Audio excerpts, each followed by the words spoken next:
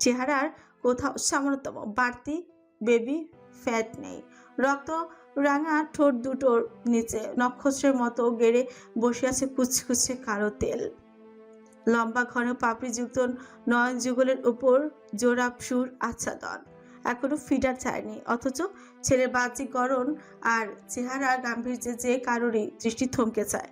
উপরওয়ালার অপরূপ সৃষ্টির প্রশংসায় ন্যায্য হয়ে আসে অন্তর। তুষারের ক্ষেত্রেও তার ব্যতিক্রম ঘটে না। অকারণে বারবার দৃষ্টি চলে যায় ওই সুন্দর মুখের পানে। বড় হয়ে যে হাজারো রমণীর চোখের ঘুম কেড়ে নিবে এই ছেলে তার বলার অপেক্ষা রাখে না। চেহারা যে গম্ভীর, তেমনি স্বভাব চরিত্র অনেকটা পরিণত। তার মুখে হাসি দেখা দুষ্কর, কাঁদেও না খুব একটা, কিন্তু যখন একবার হেসে ওঠে তখন সেই হাসি ঝেবে চারিপাশ খুশি আলোড়ন তুলে দেয়। দেখলে মনে হয় কেবল ঠোঁট নয়, ঠোঁটের সঙ্গে ওর চোখ দুটো সমান তালে হাসে। এক জীবনে কতই না মানুষ দেখেছে তুষার, কিন্তু এই ছেলের মতো রহস্যের আধার দুটো দেখেনি কোনোদিন। ঠিক যেন জন্মদাতার অনুলিপি। ছেলেকে দেখতে দেখতেই ওর মাথা ভর্তি ঝাঁকড়া চুলে হাত বুলালো তুষার, স্নেহের স্বরে সুত হলো। স্কুলের প্রথম দিন তোমার। How do you feel champ? Bowling. চট করে জবাব দিল ইয়াস। সামনের দুটো দাঁত না থাকায় তার ল আর রর মধ্যে পার্থক্য বুঝে ওটা দুষ্কর, কিন্তু তুষার বুঝলো ছেলের এহেন প্রত্যুত্তরে তার কপাল জড়ো হলো। চিন্তার বলিরেখা সহসায় পুনরায় প্রশ্ন করলো সে। Why boring? তুমি কি ড্যাডের মতো পাইলট হতে চাও না? প্রত্যুত্তরে এক মুহূর্ত সময় নিল না ছেলে, তার তৎক্ষণাৎ জবাব দিল। No way papa, I love gaming. তাহলে তুমি স্কুলে যেতে রাজি হলে কেন? তুষার জানে ছেলেকে অনিচ্ছাকৃত রাজি করানো মুশকিল, তাই প্রশ্নটা করল সে। কারণ পাপা অনেক গেমিং ডিভাইস কিনে দিবে।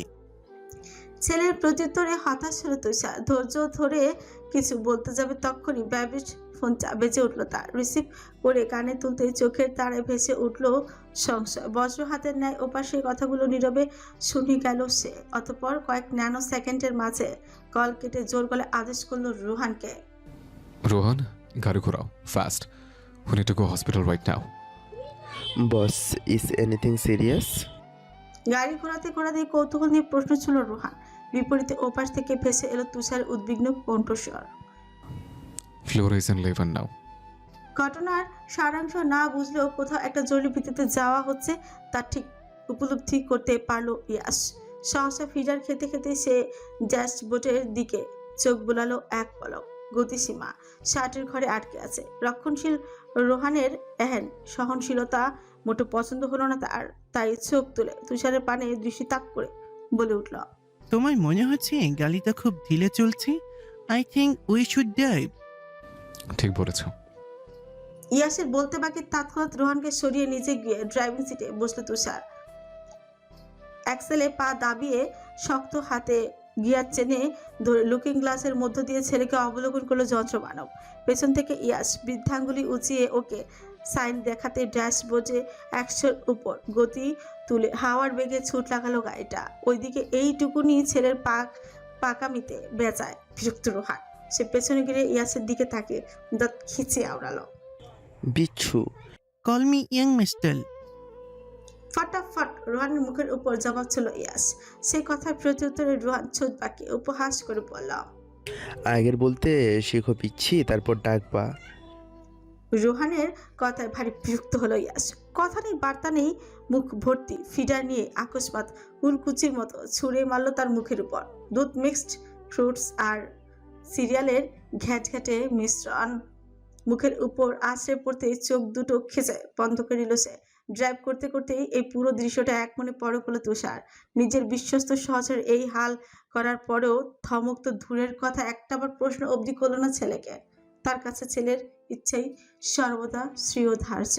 ছেলের দিন বললে দিন আর রাত বললে তবেই রাত। ফলস্বরূপ টিস্যু বক্স থেকে কয়েকটি টিস্যু বের করে নীরবে এগিয়ে ধরলো রেহানের দিকে। বেচারা অবশ্য অভ্যাস হয়ে গিয়েছে এসবে। বাইরের দুনিয়ায় সে ভাগ হলেও এই পুচকের বুদ্ধির সঙ্গে টেক্কা দেওয়া দেয়। সহসা টিস্যুগুলো গ্রহণ করলো, নির্লিপ্তেই মুখ মুছল সে। আগে অবশ্য সবকিছু ঠিকঠাকই ছিল, কিন্তু যখন থেকে এই বিচ্ছুটা কথা বলতে শুরু করেছে তখন থেকে শুরু হয়েছে বিপত্তি। দিনের বেশিরভাগ সময়ই একের পর এক ফরমাইশ থাকে তার। কখনো বলবে অমুককে পছন্দ না, গুলি করে দাও। তো কখনো বলবে ওই বাড়িটাকে আওয়াজ ভীষণ, বোম মেরে উড়িয়ে দাও। এইসবকে আবদার বলে? এগুলোতে রীতিমতো ক্রাইম। তার কথায় রোহান সায় না জানালেও হলো। সেই দিন আর স্নোফ্লেক্স ম্যানরে পা রাখার সুযোগ হয় না তার। এমন ভাবে হয়রান করে ছাড়ে যে লেজ গুটিয়ে পালাতে বাধ্য হয় ওয়ার ওলফ খ্যাত রোহান। এই ছেলের রক্তে নিঃসন্দেহে মাফিয়া বসের ডিএনএ বইছে, নয়তো এইটুকুনি পুচকে ছেলের শিরায় শিরায় এত বদবুদ্ধি কেন হবে? বান্দার এহেন নাস্তানাবুদ অবস্থা দেখে এতক্ষণে ছোচ বাঁকিয়ে বড়দের মতো চোখে হাসলো ইয়াস। সেই হাসিতে বিভীষণ কেটে গেল রেহানের। সে নীরবে দীর্ঘশ্বাস ছেড়ে অসহায় কঞ্চে বলল, তুমি কি আমাকে একটু শান্তিতে থাকতে দিবা না ইয়াস? বিপরীতে গম্ভীর স্বরে বাক্য ছুড়ল ইয়াস। Call me young mister. হন্তদন্ত হয়ে হসপিটালে পৌঁছেও লাবণ্য বিশেষ ফ্লোরার অবস্থা আশঙ্কাজনক হওয়ায় দ্রুত ওটিতে নেওয়া হয়েছে তাকে। এই মুহূর্তে অপেক্ষা করা ছাড়া আর কোনো উপায় নেই তুষারের। তবু অস্থির হয়ে উঠেছে মন, কিছুতেই মানতে চাইছে না এই প্রতীক্ষার দহন। প্রতিটি মুহূর্ত তার কাছে অসহনীয় ঠেকছে। মনে হচ্ছে এক একটি মিনিট যেন এক একটি আলোকবর্ষ, সময় যেন যাচ্ছে না। ভেতরে অসহনীয় তৎপরতা, শীতল আবহাওয়ার মাঝেও দরদর করে ঘামতে লাগলো তার শরীর। এক পর্যায়ে হাঁসফাঁস করতে করতে এক হাতে চায়ের বাঁধন শিথিল করে পরের কোট খুলে হাতে নিল সে। ব্যস্ততার মাঝে ইয়াসের উপস্থিতি টের না পেয়ে পেছনে ঘুরে ছেলেকে খুঁজলো, না নেই। মৃত্যুগ্রস্ত হয়ে তৎক্ষণাৎ পা চালিয়ে এগিয়ে গেল কিছুটা। লম্বা সরু করিডোরে মাথা থেকে ও মাথা কোথাও দেখা মিলল না ইয়াসের। অজ্ঞতা দুশ্চিন্তাগ্রস্ত হয়ে পড়ে তুষার। এ মুহূর্ত চোখের আড়াল হলেই ছেলে তার উদাসীন হয়ে পড়ে, কেমন যেন গম্ভীর হয়ে বসে থাকে চুপচাপ। ইয়াসের নির্লিপ্ততা তুষারকে পোড়ায়, ভীষণ পোড়ায়। দুনিয়া উজাড় করে দিয়েও ছেলের এই শূন্যতা আর একাকিত্ব বোধ এ জীবন কাটাবার নয়। তুষারের অসহ্য লাগে, অদম্য এক ছাইচাপা যন্ত্রণার ভেতরে হু হু করে উঠছে। ছেলের চেহারা সামান্যতম ব্যথার ছাপও সহ্য হয় না তার। অজ্ঞতার রেহানকে অপেক্ষা করতে বলে ইয়াসের খোঁজে ছুটে যায় তুষার। নিশ্চয়ই কোথাও কোনো নীরব জায়গায় বসে আছে চুপচাপ। এলিভেটর ধরে নিচে ফ্লোরে নামতে দেখা পেল ইয়াসে। যা ভেবেছিল তাই হয়েছে। কাচের দেয়ালে ওপাশে রং তুলিতে আঁকা শৈল্পিক ভাসমান শহর, আর এপাশে নাটকীয় বিস্ময়। ছেলে তার ওয়েটিং রুমের চেয়ারে বসে আইপ্যাডে গেম খেলছে। ওর গোল গোল চলমলে চোখ দুটো ডুবে আছে চলন্ত স্ক্রিনে। তুষার জানে লোকজনের সান্নিধ্য মোটেও পছন্দ নয় ইয়াসের। তাই বলে এভাবে স্কিনিং করবে? চোখের ক্ষতি হবে তো। চোখের পাওয়ারের সমস্যা হলে বড় হয়ে জেট পাইলটিং করবে কিভাবে সে? মনের ভাবনা তপ্ত শ্বাস ফেলে ছেলের দিকে এগিয়ে যাচ্ছিল যন্ত্রমূল। তবে দু কদম পা বাড়াতে হাঁটার গতি থমকে গেল তার। সচেতন মস্তিষ্ক ঢং করে একটা সংকেত দিতেই তড়িৎ বেগে ঘাড় ঘোরালো তুষার। পাশে একটা কেবিন, ভেতরে মুমূর্ষু রোগী শুয়ে আছে, অক্সিজেন চলছে তার। অথচ ভেতরে তুষারের হৃদয় বলছে ভেতরে এমন কেউ রয়েছে যে ওর অ্যাটেনশন চাইছে। ঘটনা আজ করতে না পেরে ট্রান্সপারেন্ট গ্লাসের বাইরে থেকে আরেকটু ভালোভাবে পর্যবেক্ষণ করলো সে। এবারে তুষারের চোখে স্পষ্ট হলো সেই পরিচিত মুখ। এত বছরের দীর্ঘ দূরত্ব, আত্মিক টান নেই, তবু মানুষটাকে চিনতে অসুবিধা হলো না তার। নিস্তেজ ভাঙাচোরা মুখটা দেখতে গিয়েই চোট ফের নিঃসৃত হলো অস্পষ্ট এক ভারী শব্দ। জীবনে প্রথমবার বোধ হয় এই শব্দটা উচ্চারণ করে তুষার। ঠিক তখনই পেছন থেকে ভেসে এলো সুপরিচিত এক নারী কণ্ঠ। কার মা? বিদ্যুতের স্পৃশের ন্যায় ঘুরে তাকালো তুষার। পেছন ঘুরতে যাকে দেখলো সে এক অপ্রিয় রমণী, যার প্রাণ চঞ্চল উচ্ছলতায় কোনো এক কালে বেঘরেই হেসে উঠত যন্ত্রমানব। জীবনের কোনো এক বেনামি পরিচ্ছেদে অজান্তেই ঠাঁই নিয়েছিল সেই চঞ্চলা মানবী। আজও যাকে উপেক্ষা করার সাধ্য তুষারের নেই। সময়ের স্রোতে হারিয়ে যাওয়া এক ধুলোমলিন অধ্যায়, যা আজ পাতার পর পাতা উল্টোয় ফের একই কক্ষপথে এনে দাঁড় করিয়েছে দুজনকেই।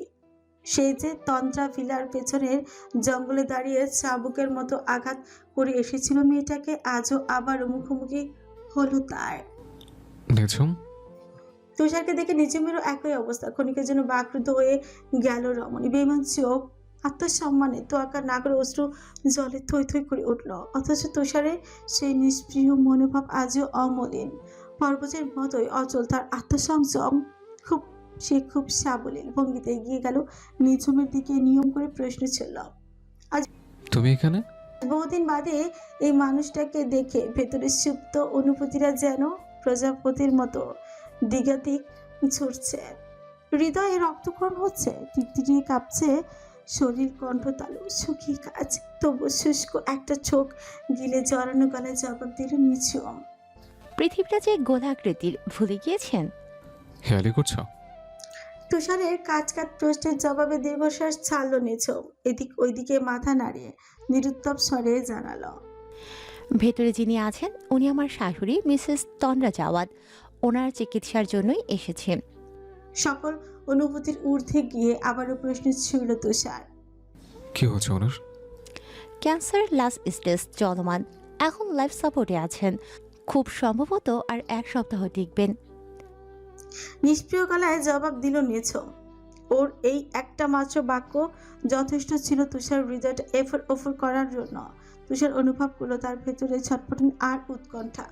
এত এত যন্ত্রণা বইতে বইতে ওর ভেতরটা বোধহয় জ্বলে পড়ে ছাই খাক হয়ে গিয়েছে এখন। অথচ বাইরে থেকে নিষ্ক্রিয় মানব। তুষার এহেন নীরবতার মাঝেই খুব দুঃসাহস নিয়ে জানতে চাইল নিঝুম।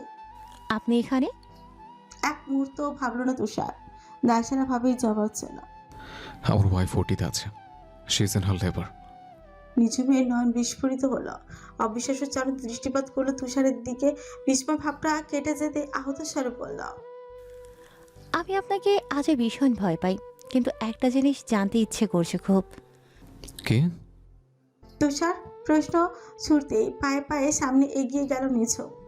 মানুষটার গভীর জলমলে কৃষ্ণ গহ্বরে চোখ রেখে বিধ্বস্ত গলায় সুথল, আপনি আমায় বলেছিলেন কোনোদিন বিয়ে করবেন না, কারণ ভালোবাসা, বিয়ে, সংসার এসব নাকি আপনার সঙ্গে যায় না। মিথ্যে বলেছিলেন। বরাবরের মতোই অভিব্যক্তিহীন নেত্রে চেয়ে রইল মানব।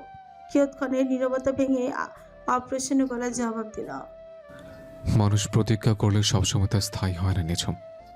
কখনো কখনো এমন কিছু ঘটনা ঘটে যা তাদের প্রতিজ্ঞার দেওয়াল ধসিয়ে দেয়, ভেঙে চূর্ণ বিচূর্ণ করে দেয় আত্মসংযম। তুমিও তো আমি ছাড়া অন্য কাউকে হৃদয়ে স্থান দিবে না বলে প্রতিজ্ঞা করেছিলে। পেরেছ কি তা ধরে রাখতে? তুষার রুক্ষ জবাবের প্রত্যুত্তর নিঝুম কিছু বলবে তার আগে ওপাশ থেকে ভেসে এলো গমগমে এক পুরুষালী কণ্ঠস্বর।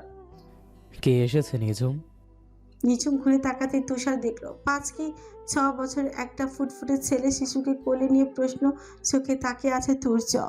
প্রথম দেখায় তুষারকে অপরিচিত ঠেকলো তার। চারকোল শার্ট আর ব্ল্যাক ওয়েস্ট কোট পরিহিত আগাগোড়া ফর্মাল গেটআপের এই ভদ্রলোককে আগে কখনো দেখেছে বলেও মনে পড়ছে না। সহসা সামনে এগিয়ে এসে কৌতূহল নিয়ে জানতে চাইল, আমরা কি কোনোভাবে পরিচিত? তুষার এক পলক নিঝুমের দিকে চাইল আর তার নিভে আসা দৃষ্টি অনুসরণ করে ফের চোখ ঘুরিয়ে জবাব দিল, না, তবে নিঝুম আমার পরিচিত। তুষারের কথার পৃষ্ঠে তুর্য কিছু বলার আগে ঝটপট উত্তর দিল নিঝুম। ঈশানী, আমার বেস্ট ফ্রেন্ড ঈশানীর হাজব্যান্ডের অ্যাসিস্ট্যান্ট উনি। কি ঠিক বলছি না? কাচুমাচু ভঙ্গিতে হেসে কথাটা বলে চোরা চোখে ইশারা করতে হ্যাঁ সূচক মাথা নাড়ল তুষার। বিপরীতে সম্মোহনী হেসে তার দিকেই হাত বাড়িয়ে দিল তুর্য। স্বভাব সিদ্ধ গলায় বলল, myself Turjo Jawad. Nice to meet you mister. Tushar Sawad. বিনা বাক্যবায় ভাইয়ের হাতে হাত মিলিয়ে করমর্দন করলো তুষার। বিপরীতে ভেসে এলো তুর্যের অভাবনীয় কণ্ঠস্বর। ওয়াও, আমাদের সারনেম একই। ছোট প্রসারিত করে ফিকে হাসলো তুষার। নিরুত্তর স্বরে জবাব দিল, না, পুরোপুরি এক নয়। আমি মিখাইল, তুষার সাওয়াদ মিখাইল। তুষারের জবাবে কিছুটা অপ্রস্তুত দেখালো তুর্যকে। প্রসঙ্গ এড়িয়ে সে কিছু বলতেই যাবে, তখনই ওপাশ থেকে প্রশ্ন ছুড়ল নিঝুম। আচ্ছা, ইস্যু, অরণ্য, ওরা এখন কোথায়, কেমন আছে বলুন তো? আমার কাছে একটা নাম্বারও নেই যে যোগাযোগ করব। আপনি কি আমাকে ইস্যুর নাম্বারটা দিতে পারবেন প্লিজ? নিঝুমের করা আকস্মিক প্রশ্নে আধার থমথমে হয়ে গেল। তুষারের তামাচে মুখ। এতগুলো অবাঞ্ছিত প্রশ্নের কি উত্তর দিবে বুঝে উঠতে পারল না ঠিক। কিয়ৎক্ষণের ব্যবধানে শব্দভাণ্ডার হারিয়ে গেল তার। এতক্ষণ ধরে জমিয়ে রাখা আত্মবিশ্বাসের দেয়ালে চির ধরেছে যেন। তেমন করে কণ্ঠ খাতে নামালো যন্ত্রমানব। করিডোরের পিনপতন নীরবতা ভেঙে থেমে থেমে রুক্ষ স্বরে জবাব দিল। হেসানে কিংবা অরণ্য, ওদের কাউকে আর ফোনে পাওয়া যাবে না নিঝুম। তুষার এহেন বিরস পাকে গলিতে থক করে উঠল রমণীর। শুষ্ক একটা ঝোঁক গেলে বিস্ময় বিভূত কঞ্চে আওড়াল। মানে কি বললেন ঠিক বুঝিনি। ফোনে পাওয়া না গেলে কোথায় পাওয়া যাবে? এবারে আর প্রতিউত্তর করল না তুষার। নিঝুমের প্রশ্ন চোখে তাকিয়ে নীরবে সাইডে সরে দাঁড়ালো সে। অদূরের চেয়ারটিতে বসে চুপিসারে গেম খেলতে থাকা অসম্ভব সুন্দর বাচ্চা ছেলেটাকে ইশারা করে বলল। ও যে হ্যারিসার ঈশানী।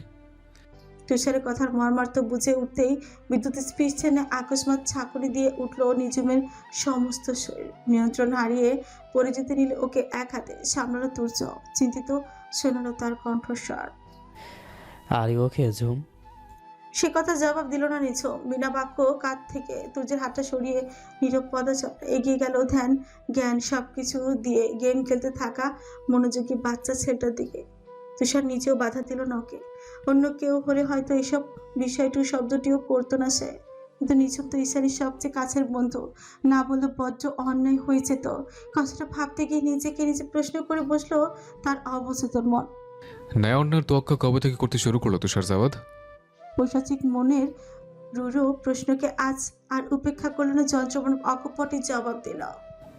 জবে থেকে আমার ইয়াস এসেছে, দুনিয়া উল্টো পথে গেলে ওকে ভালো মানুষ বানাতে হবে। এই যেন ও নিজের সঙ্গে নিজের দৃঢ় এক প্রতিজ্ঞা তুষারের। মনোযোগ দিয়ে গেম খেলতে থাকা ইয়াস হঠাৎ করেই উপলব্ধি করলো ওর সম্মুখে হাঁটু গেড়ে বসে আছে কেউ একজন। কিন্তু কে? ভাবনার ছেদ ঘটিয়ে মানুষটিকে দেখার প্রয়াসে মুখ তুলল আচানক। ওকে বুকে জড়িয়ে ধরে হাউ মাউ করে কেঁদে উঠল রমণী। তার বুক ভাঙা কান্নার আওয়াজ বজ্র করুণ শোনালো। ইয়াসের শ্রুতিদ্বারে সে কেঁপে উঠল। কোনো কিছু বুঝে উঠতে না পেরে নরম মিহি আওয়াজে শুধাল। আমি কি আপনাকে কোনোভাবে কষ্ট দিয়েছি? ছোট্ট প্রাণের অবুঝ প্রশ্ন চোখ তুলে চাইল নিঝুম। ছেলেটার কোমল আদুরে লালিত্য মাখা চেহারাখানি পর করে এইদিক ওইদিক মাথা নাড়ালো সে। তাহলে কাঁদছেন কেন? এই প্রশ্নে কি জবাব দিবি নিঝুম? কণ্ঠনালী যে কান্নে আটকে আছে। ফলসের বাবারে ডুকরে কেঁদে ভাসালো রমণী। কাঁদতে কাঁদতে হাজারটা চুমু আঁকলো ছোট্ট নমনীয় মুখটায়। ফোপানোর সুরে উত্তর দিল। তোমাকে দেখে বাবা, তোমার মুখটা যে আমার ভীষণ পরিচিত, ভীষণ আপন। এত সুন্দর কেন বলো তো তুমি? গড বানিয়েছে তাই? ছেলের এহেন জবাব শুনে আবারও ওকে পরম স্নেহে বুকে আঁকড়ে ধরে নিঝুম। সিল্কি নরম চুলের মাঝে গাঢ় চুমুকে হু হু করে কেঁদে উঠল। বলে, তোমাকে দেখে আমার কেন এত কষ্ট হচ্ছে বাবা? কেন আমি নিঃশ্বাস নিতে পারছি না? বলো তো কেন? অজ্ঞাত এক এই রমণীর কষ্টের কারণ কিংবা পরিধি কোনোটাই জানা নেই আছে। তবে তার শরীর থেকে নিশ্চিত হওয়া মা গন্ধটা ভীষণ ভালো লাগছে। এতটাই আরাম লাগছে যে চোখ জড়িয়ে ঘুম আসছে ওর। তাই আর জবাব দেয় না ইয়াস। নির্বিঘ্নে দাঁড়িয়ে থেকে মায়ের মমতার আশ্চর্য স্বাদ গ্রহণ করেছে। শীতল চোখে শুধু পরখ করে তার সমকক্ষ একজনকে, যে কিনা কিছুটা দূরে দাঁড়িয়ে এই মুহূর্তে নিজের মায়ের ভালোবাসার ভাগ নিয়ে বেজায় চিন্তিত। ওই টলমলে অভিমানী চাহনি আর ফুলানো চোখে তার ঈর্ষান্বিত মনের বহিঃপ্রকাশ। কক্সবাজার, বাংলাদেশ।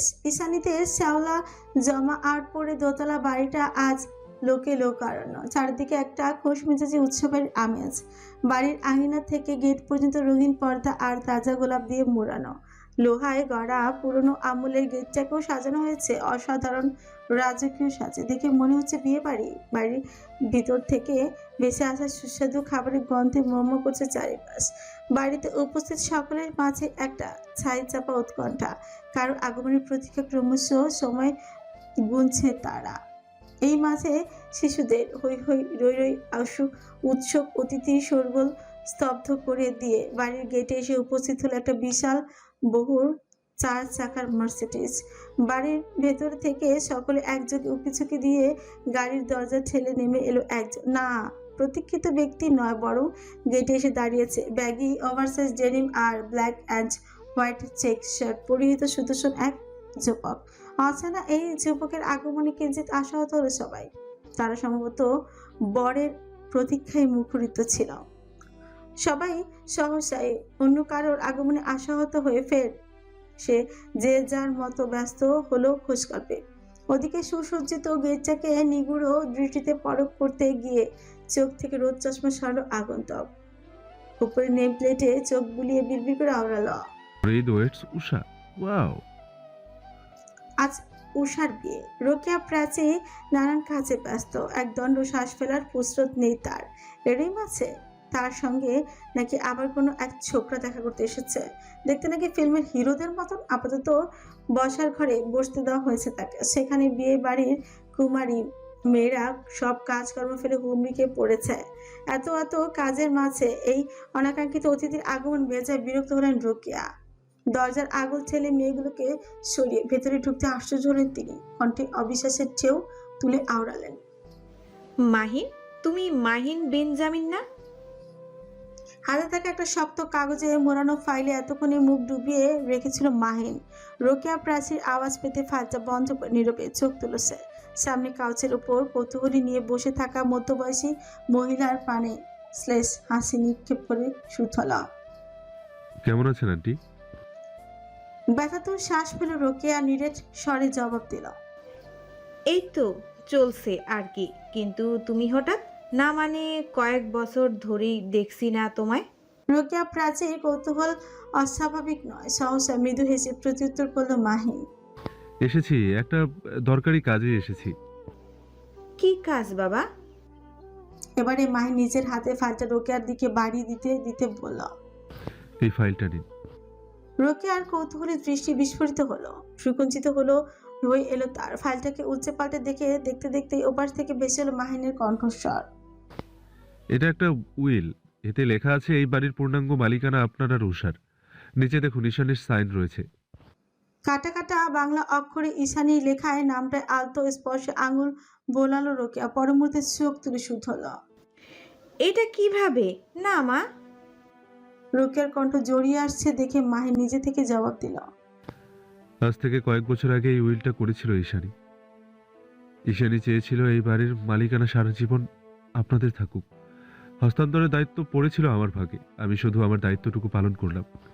রোকেয়া প্রাচী স্তম্ভিত হয়ে বসে রইলেন, তার মুখে রানে। মাহিন আর কথা বাড়ালো না। বাক্যলাপ শেষে দ্রুত উঠে পড়ল বিদায় নিয়ে। ঘর থেকে বেরিয়েই যাত্রাটি তখনই পিছু ডেকে ওঠেন রোকেয়া। ধরা গলায় জিজ্ঞেস করেন, ঈশানী এখন কেমন আছে?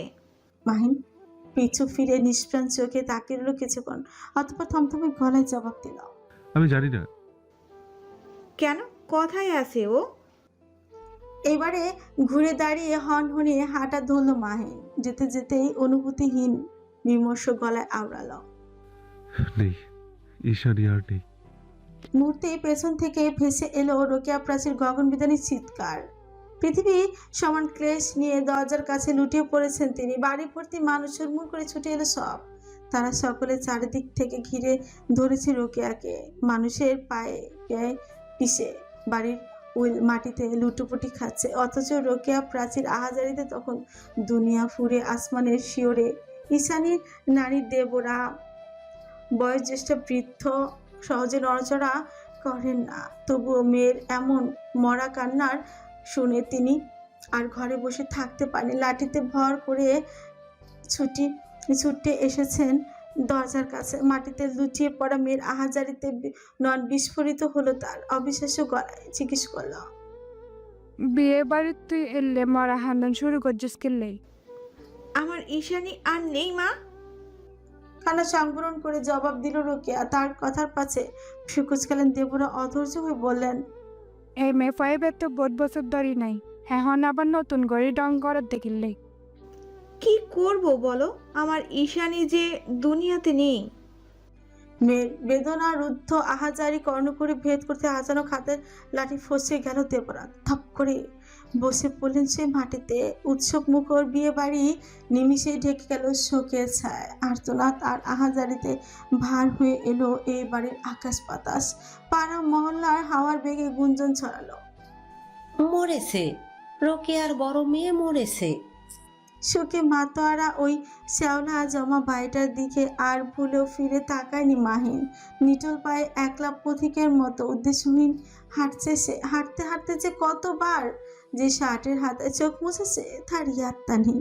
এক পর্যায়ে যেতে যেতে সেও হারিয়ে গেল ওই ধুলো পড়া সরু রাস্তার বাঁকে। মাহিন, তুষার, নিঝুম, তুর্য কিংবা এরিস, ঈশানী, ওদের সকলের ভালোবাসার প্রতিদান দিতেই বোধ হয় কোনো এককালে লালন ফকির গিয়েছিলেন, ওই প্রেমে যে করে সে জানে, ওই প্রেম যে করে সে জানে, আমার মনের মানুষের শনি, আমার মনের মানুষের শনি। বর্তমান প্রিসিলা কাঁদছে, নিঃশব্দে ফুপিয়ে ফুপিয়ে কাঁদছে। কান্নার তোড়ে ক্ষণে ক্ষণে কেঁপে উঠছে তার সরু চিবুক, গোলাপি গাল রক্তিম হয়ে উঠেছে।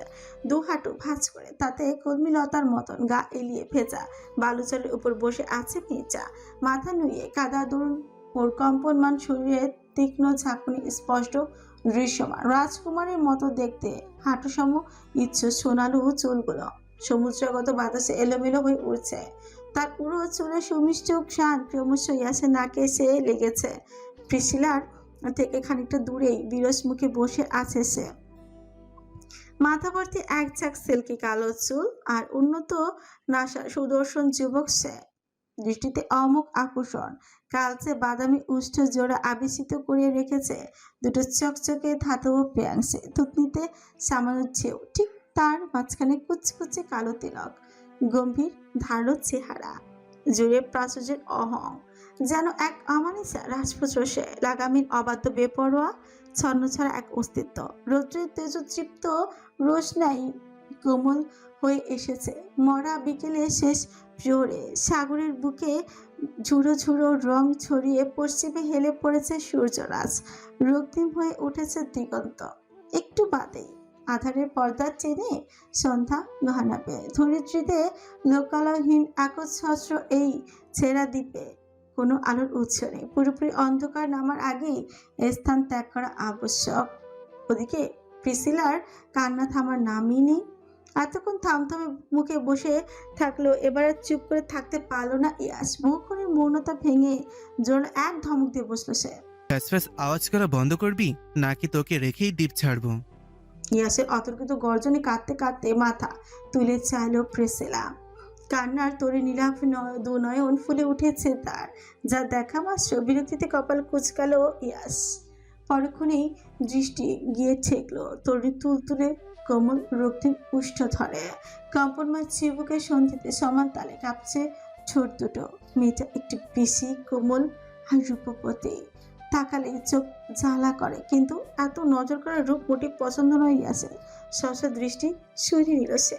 সেই অনুভূতিহীন বিরস দৃষ্টি অনুসরণ করে ঝাঁঝে উঠল প্রিসিলা। পেয়েছে কি লোকটা? কথায় কথায় হুমকি দেয়। অজ্ঞতা নাকের পাঁচা ফুলে হেঁচকে দিতে দিতে বলল, তুমি যাও, আমি পাপাকে কল করে নিব। এখানে নেটওয়ার্ক নেই। দায়সারা গলায় জবাব ছুড়ল যুবক। তার চেহারা জুড়ে পাথরের মতো কাঠিন্যতা, মানবের নিষ্ক্রিয় প্রতিক্রিয়া। অভ্যস্ত প্রিসিলা, যার দরুন সেসবে পাত্তা না দিয়ে অন্তরের তাড়নায় আবারও ডুকরে কেঁদে উঠল মেচা। ভঙ্গুর জর্ণ গলায় বলতে লাগলো, কেন ওরা দুজন দুজনকে এত ভালোবাসলো? দুনিয়ার ঊর্ধ্বে গিয়ে এভাবে ভালো না, সব কিছু অন্যরকম হতো নিশ্চয়ই। প্রিসিলার অশ্রুসিক্ত নীলাভ দুনয়ন পেছনে ঝিনুক আকৃতির পরিত্যক্ত ক্যাফেটাতে আবদ্ধ। মাথার উপর এখনো জলজল করছে নাম, কর্নিয়া ক্যাফে। ইয়াস নিজেও সেদিকে তাকালো এক পল, তারপর চোখ ঘুরে নিরন্তর সাগরের পানে দৃষ্টিপাত করে বলল, Even a whole lifetime doesn't enough for their love, so they went away. কথার শেষে গভীর টানলো ইয়াস। প্রিসিলা কাঁদতে কাঁদতে অস্থির হয়ে বলল, তাই বলে এত পূর্ণতা আমি কিছুতেই মেনে নিতে পারছি না। কষ্ট হচ্ছে আমার ইয়াস। ক্রন্দনত প্রিসিলার দিকে পূর্ণ দৃষ্টি নিক্ষেপ করলো ইয়াস। জীবনের প্রথমবারের মতো ওর কথার সোজাসাপটা উত্তর দিয়ে বলল, কে বলে অপূর্ণতা? ড্যাড আর মাম্মার ভালোবাসা নিখাত পরিপূর্ণ। অপূর্ণ হলে নিশ্চয়ই আমি এক্সিস্ট করতাম না। তুমি কিভাবে এত সহজে বলে দিয়েছো? Time heals everything. মিথ্যে। Time heals nothing. নয়তো আজ এখনও এই স্থানে কর্নিয়া ক্যাফের অস্তিত্ব থাকতো না। এক নিঃশ্বাসে কথাগুলো বলে আবারও কেঁদে উঠল প্রিসিলা। দু হাতে চুল আঁকড়ে ধরে পাগলের মতো কাঁদছে সে। এবার নিশ্চয়ই অসুস্থ হয়ে ইয়াসকে নতুন করে ঝামেলায় ফেলে তবে ক্ষান্ত হবে মেয়েচা। ইয়াসের তো মাঝে মধ্যে মনে হয় এই মেয়ের জন্মই হয়েছে তাকে বিরক্ত করার জন্য। আগে পরের সব ঘটনা ভাবতে ভাবতেই চোয়ালের পেশি শক্ত হয়ে গেল তার। মেয়েটার দিকে রক্তিম চোখে তাকে রুক্ষ স্বরে বাক্য চলল তৎক্ষণাৎ। Just stop the fucking crying Prissy. আমি কাঁদলে তোমার সমস্যা কোথায়? সমান তালে চেঁচিয়ে উঠল প্রিসিলা। ইয়াস এগিয়ে এসে ওর নাজুক চুহালখানি শক্ত হাতে চেপে ধরে বলল। বিকজ আই হেট ইট। এক ঝটকা ইয়াসকে দূরে সরানোর চেষ্টা করলো প্রিসিলা, কিন্তু পারল না। বিপরীতে আরো দৃঢ় হলো হাতের পাথর। অসহনীয় ব্যথায় চোখের কুচো টলমল করে উঠল মির্জার। ব্যথা ক্রেস্ট গলায় আওড়ালো। এতটা হেট না করলেও তো পারো। প্রিসিলার টলমলে ব্যথা তো দৃষ্টি দেখেও দেখলো না ইয়াস, উল্টো তাতে তৎ পিছে পড়ল। তোকে আমি এতটা অপছন্দ করি কেন জানিস? Because of your disgusting blue eyes. কথাটা বলেই মির্জাকে এক ঝটকায় দূরে সরিয়ে দিল সে। প্রিসিলা আর কথা বাড়ালো না, চুপচাপ উঠে দাঁড়িয়ে উত্তাল সমুদ্রের অভিমুখে হেঁটে যেতে যেতে বিড়বিড়ালো। এটাই তোমার আমার ভবিতব্য yes. It's destined to have a sad ending. বিপরীতে দাপুটে কঞ্চ খাদে নামে স্বাগতিক করলো ইয়াস। A sad ending actually not end. It is an infinite love war. বিপ্লবে ডুবে থাকা কথাগুলো বলতে বলতে আচানক সম্বিত ফিরতেই সামনে তাকালো ইয়াস। যতদূর দেখা যায় কেবল উত্তাল জলরাশি। দৃষ্টি সীমানে কোথাও প্রিসিলা নেই। সহসা গা ঝেড়ে তৎক্ষণাৎ উঠে দাঁড়ালো সে। ঝড়ো হাওয়ার বেগে সমুদ্রের দিকে ছুটে যেতে যেতে আনমনি বলে উঠল। But this time, I will definitely change the destiny. হয়তো আবারও নব্য সূচনা রচিত হতে চলেছে ভালোবাসার এক নবোদিত অধ্যায়। গধূলির আকাশে হঠাৎ জ্বলে ওঠা সন্ধ্যা তারার মতো ইয়াস এগিয়ে যাচ্ছে তার অজ্ঞাত ভবিতব্যের টানে। পেছন থেকে গাংচিলের পাখায় ভর করে ভেসে আসছে সেই মন্ত্রমুগ্ধ গানের স্বর। টালমাটাল মনটা কিছু তোমায় বলতে চায়, বেসামাল ভাবনাগুলো তোমায় ছুতে চায়। আমি শুধু চেয়েছি তোমায়, আমি শুধু চেয়েছি তোমায়, আমি শুধু চেয়েছি তোমায়, আমি শুধু চেয়েছি তোমায়। না লেখা চিঠিগুলো মন পাহারায়, আমি শুধু চেয়েছি তোমায়, আমি শুধু চেয়েছি তোমায়, আমি শুধু চেয়েছি তোমায়, আমি শুধু চেয়েছি তোমায়। রাত দিন চেনা তুমি ছিলে অচেনা, অন্তহীন মনে হতো মিষ্টি যন্ত্রণা। সেই ব্যথা উঠল সেরে চোখেরই যাওয়ায়, আমি শুধু চেয়েছি তোমায়, আমি শুধু চেয়েছি তোমায়, আমি শুধু চেয়েছি তোমায়, আমি শুধু চেয়েছি তোমায়। কতদিন ভেবেছি শুধু দেখবো যে তোমায়, ক্লান্তহীন তুমি ছিলে আমার কল্পনায়। সেই ছবি উঠল ভেসে চোখেরই পাতায়, আমি শুধু চেয়েছি তোমায়, আমি শুধু চেয়েছি তোমায়, আমি শুধু চেয়েছি তোমায়, আমি শুধু চেয়েছি তোমায়। হ্যালো বন্ধুরা, আমি সেটা চেয়েছি তোমার গল্পটি এখানেই শেষ। গল্পটি আপনাদের কাছে কেমন লেগেছে? সব শেষ সুখের হয় না, তাই বলে কি জীবন থেমে থাকবে? কখনো না। এরিস, ঈশানী, তুষার, ফ্লোরা, তুর্য, নিঝুম সকলে যার যার মতো ভালো থাক। আর এরিস আর ঈশানী পরপারে গিয়ে সুখে থাক, আমরা সেই দোয়া করি। আর সবাই ভালো থাকবেন। গল্পটি কেমন লেগেছে অবশ্যই কমেন্ট করে জানাবেন। আপনাদের মূল্যবান মতামত আমাদের জানাবেন। লাইক করবেন, পুতুল ডায়েরির সঙ্গে থাকবেন, সাবস্ক্রাইব করে চ্যানেলটির পাশে থাকবেন। সবাই ভালো থাকবেন, সুস্থ থাকবেন। আল্লাহ হাফেজ।